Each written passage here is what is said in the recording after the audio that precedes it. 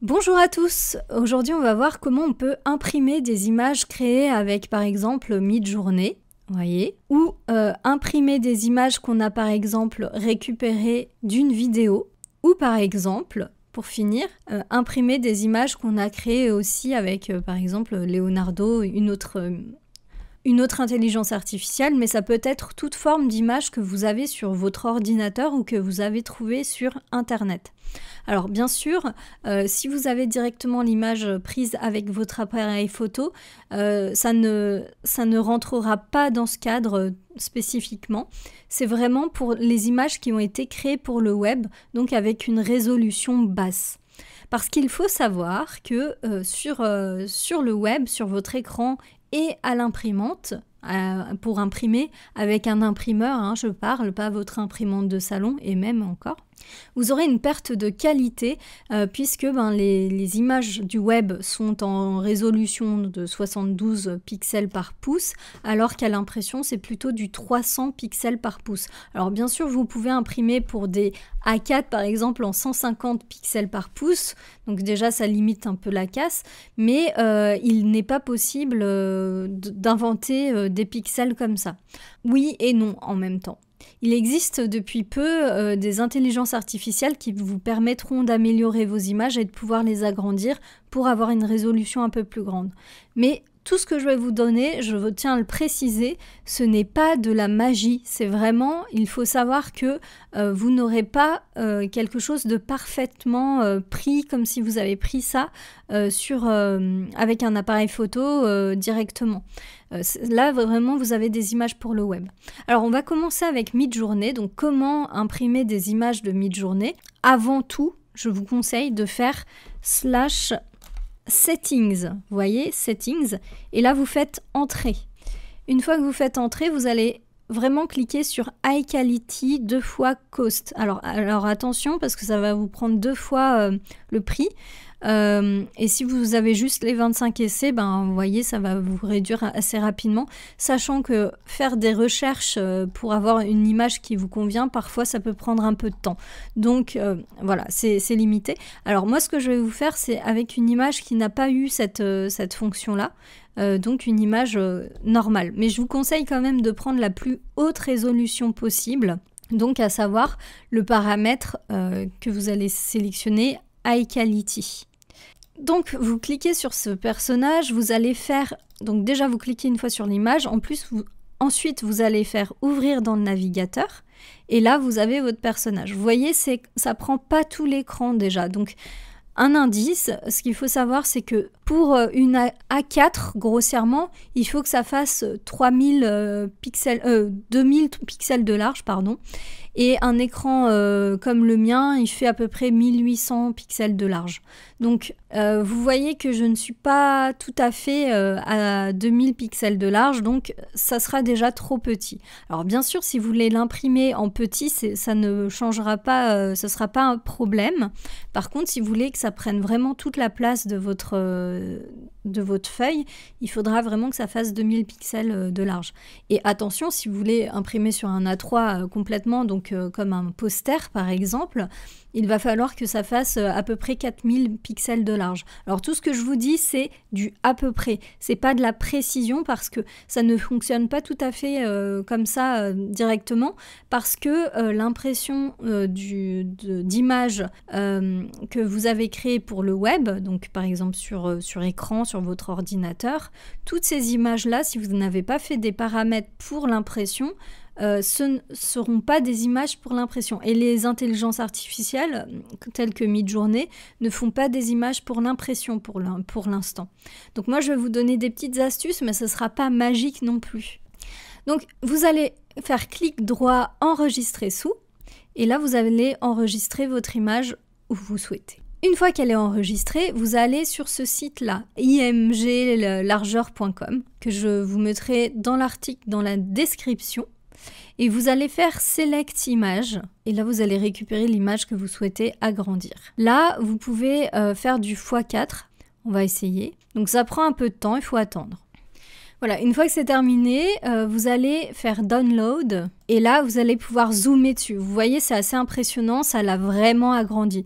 Alors bien sûr, la qualité n'est pas non plus parfaite parce que, effectivement, c'est pas comme dans un film.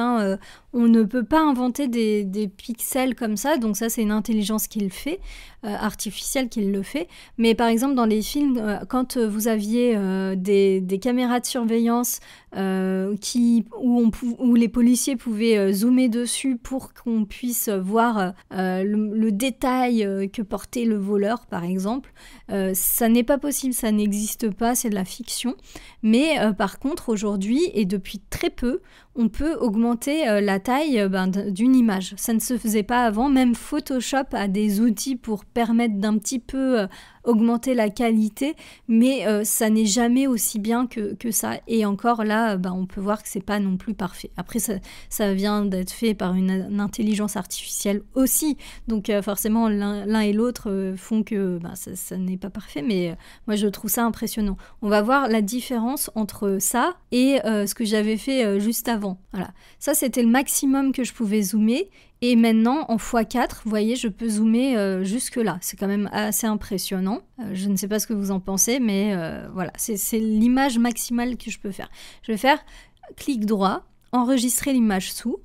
Celle-ci, je vais aussi l'enregistrer, comme ça on va voir la différence. Hop. Alors, ça c'est l'image initiale. Donc on va faire clic droit, on va voir les propriétés. Donc déjà, elle fait 1,11 mégas. Et en détail, quand on regarde, là, elle fait 1456 pixels par 816. Donc, comme je vous avais dit précédemment, il faut que ça fasse minimum 2000 pixels, c'est le minimum. Alors, les détails. Dans les détails, elle fait 5824 et elle fait 1456. Donc, vous voyez la différence des dimensions, c'est vraiment impressionnant, on voit. Et du coup, là, en fait, votre image peut être imprimée. Alors, attention, il y a encore des petites manipulations à faire. Et maintenant, on va améliorer encore l'image pour l'impression. Alors, c'est pas une amélioration pour le coup, mais là, on va passer du 72 pixels par pouce à du 150. Alors, pour ça, je vais vous inviter à aller sur clideo/fr/dpi converteur. Je vous le remets en description dans l'article qui est lié à cette vidéo. Je vais faire choisir un fichier. Donc là, je vais choisir la x4, celle que je viens de faire. Alors, je ne vais pas prendre du 300 pixels par pouce, comme je vous expliquais. On va faire comme si c'était une petite affiche, un A4. Donc, on va mettre en 150. Je vais faire continuer. Hop, vous voyez, là, elle est beaucoup plus petite, donc on va faire télécharger. Hop, je la mets ici et je vais la renommer en 150. Donc ça, c'est du 150 pixels par pouce. On va voir la propriété de celle-ci. Donc elle est déjà moins lourde et dans les détails, elle fait toujours 5824 par 364. Donc là, vous voyez, la résolution est bien en 150 pixels par pouce, PPP. Et là, par exemple, l'original, on va faire la différence. Propriété, détail, 96 ppp. Donc, elle est un peu plus haute en termes de résolution. Ça, je suis surprise, mais vous voyez. Donc, en fait, l'idée, c'est vraiment de passer en 150 ppp. Voilà. Donc là, vous avez votre image qui peut être imprimée. Mais si vous voulez faire en quadrichromie, donc pour l'impression, parce qu'il faut savoir que l'impression, c'est que de la quadrichromie, il va falloir encore faire une manipulation. Pour ça, vous allez voir, vous allez être déçus parce que malheureusement, c'est comme ça qu'il faut faire. Mais à l'impression, les couleurs ne sont pas aussi vives, ne sont pas aussi belles parce que il faut les passer en cyan, magenta, jaune, noir, donc en quadrichromie, CMJN. Parce que là, c'est de la trichromie, donc rouge, vert, bleu, parce que ce sont les lumières qui font les couleurs sur écran. Donc vous allez vous rendre sur ce site rgb2cmyk.org. Je vous le mets encore en description. Là, vous allez choisir votre fichier, donc le dernier que vous avez créé, donc le 150, hop, celui-ci. Et là, vous allez sélectionner JPEG. Ensuite, vous allez scroller jusqu'en bas, vous allez faire No Profile parce que vous n'avez pas de profil spécifique. Ça, c'est vraiment si votre votre imprimeur vous le dit, mais attention, ça c'est en fonction des papiers et aussi de l'impression. Mais là, on ne prend pas de paramètres parce que on ne connaît pas. Donc là, on va faire Start. Alors vous allez voir, c'est assez flagrant, voilà. En fait, vous voyez sur écran, l'image est beaucoup plus claire, beaucoup plus vive, alors que sur impression, directement, elle est beaucoup plus terne. Vous voyez, on voit que les couleurs ne sont pas aussi belles. Mais c'est comme ça qu'il faut faire parce que votre imprimeur ne peut pas imprimer de la lumière, hein, vu que ce sont des écrans qui font ça. Et en fait, ça, c'est des mélanges de couleurs qui permettent de faire ce genre d'impression. Alors sur votre écran, ça rendra jamais pareil que sur impression vraiment, donc sachez que ça ne rendra pas non plus comme ça, hein. Mais voyez, déjà ça c'est une première approche. Alors, j'espère que déjà là ça vous aura été utile, mais je vais passer au deuxième tuto qui sera de comment on récupère une image d'une vidéo, enfin une photo sur une vidéo et qu'on imprime cette photo. Alors je sais que c'est un peu technique, un peu bizarre comme approche, mais ça m'a été demandé et puis je me dis que ça pouvait vous servir aussi. Donc on va essayer de prendre une image où je suis pas trop moche, donc là par exemple celle-ci, voilà. En fait, oui, comme je le disais, vu qu'on bouge tout le temps, on ne sera pas forcément très beau. Donc on va essayer de prendre un imprime-écran, mais bien souvent sur les vidéos, il y a la barre de progression, il y a le play, enfin il y a tous ces éléments-là qu'on ne veut pas prendre. Il faut savoir qu'il y a une petite astuce, depuis que je la connais, je l'utilise tous les jours. Sur vos PC, pas sur Mac, ça n'existe pas sur Mac, enfin il y a peut-être une façon de le faire mais je ne connais pas, qui est de faire la touche Windows Shift plus S. Windows Shift plus S, ça permet de en fait sélectionner la zone que vous voulez récupérer. Donc vous n'avez pas besoin de prendre tout votre écran et ni de faire un resize derrière. Donc là, je vais sélectionner la zone que je souhaite. Donc je vais éviter de prendre tous les éléments qui me posent problème. Voilà. Alors là, c'est comme si vous avez fait un CTRL-C. Donc il va falloir coller votre image quelque part. Alors, soit vous pouvez, si vous avez Paint ou ce genre de choses, vous pouvez coller directement sur Paint. Moi, ma petite astuce encore, c'est une astuce personnelle que j'aime beaucoup, c'est que je vais sur Discord et je vais directement, en fait, sur mon Discord à moi, parce que j'ai créé mon propre Discord, je vais faire CTRL-V. Et là, vous voyez, j'ai mon image, vous voyez, et si je fais entrer, hop, on voit que je suis ici. Hop.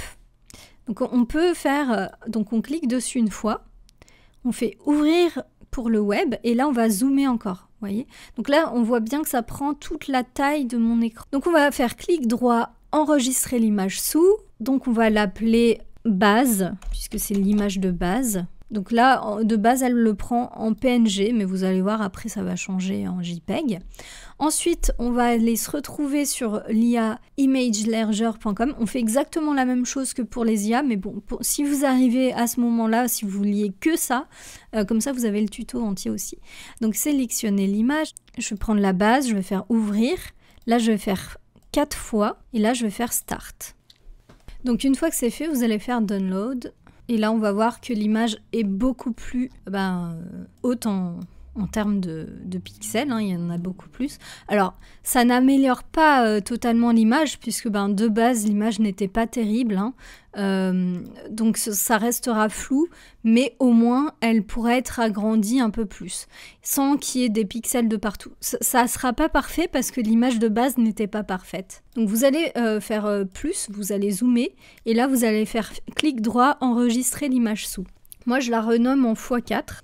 Et là, on va se retrouver sur un autre site qui va nous permettre de changer la résolution. Alors, on est à peu près 72 pixels par pouce, un peu plus parce qu'on l'a augmenté, mais là, on va encore l'augmenter pour pouvoir l'imprimer. Donc, pour cela, il va falloir que j'aille sur Clip Drop, voilà, celui-ci. Vous avez toutes les infos en barre de description.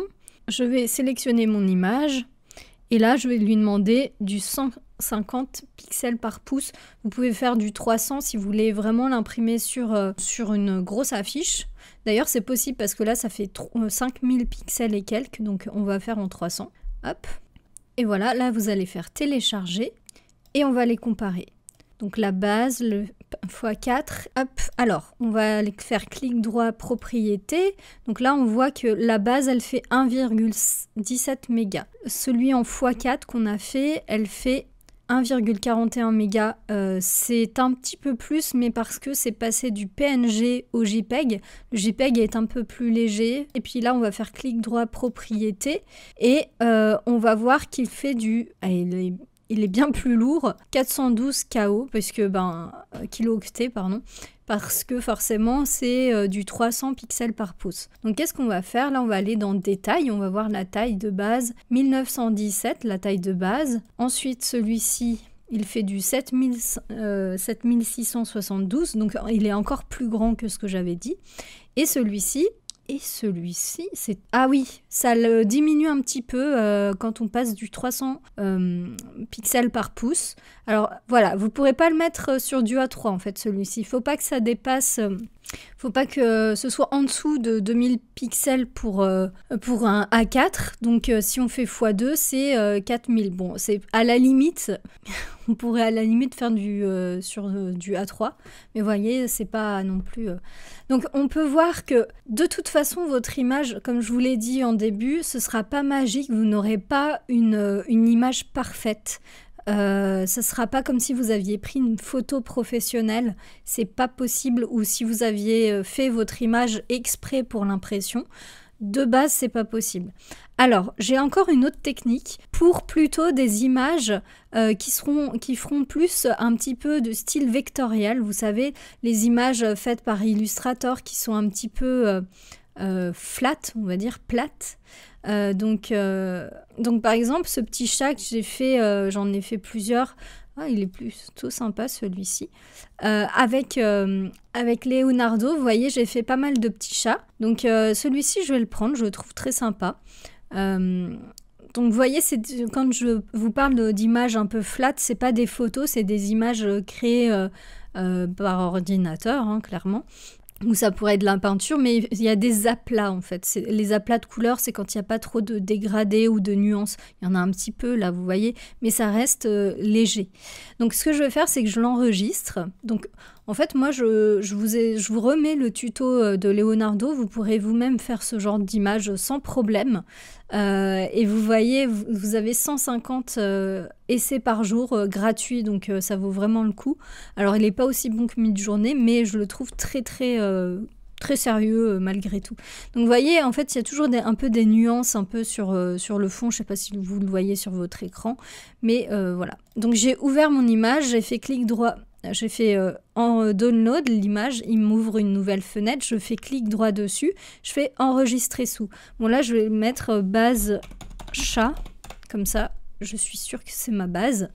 Ensuite, on va aller toujours sur ce même logiciel, donc Image Launcher.